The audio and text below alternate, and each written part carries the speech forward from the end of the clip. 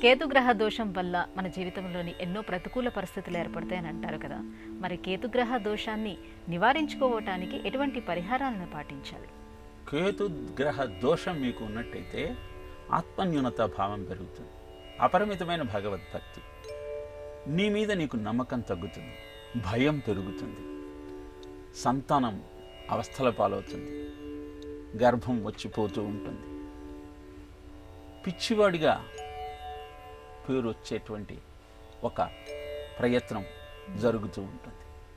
ఇలా కేతుగ్రహ దోషాల నుంచి నువ్వు బయటపడాలి అంటే అనాథ పిల్లలకు అవసరమైన సహాయం చేయాలి, పిచ్చాసుపత్రికి వెళ్ళి రోగులకు సహాయం చేయాలి, నవముఖ రుద్రాక్షను ధరించే ప్రయత్నం చేయాలి, వైఢూర్య రత్నాన్ని ధరించాలి.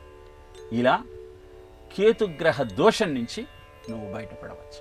కేతుగ్రహ దోషం నుంచి బయటపడాలి అంటే గణపతిని ఆరాధన చెయ్యాలి. సంకష్ట చతుర్థి నాడు, శుక్ల చతుర్థి నాడు గణపతిని అర్చిస్తూ ఆత్మవిశ్వాసాన్ని పెంచుకుంటూ ఎదురయ్యే ఆటంకాలని దాటుకుంటూ ముందుకు సాగే ప్రయత్నం చేయగలిగితే జీవితం అద్భుతంగా ఉంటుంది. ఎలాంటి కష్టమైన ఎదుర్కొనేటువంటి ధీశక్తి, నిలబడగలిగిన ఆత్మవిశ్వాసం నీకు గణపతి ఆరాధన వలన సిద్ధిస్తుంది.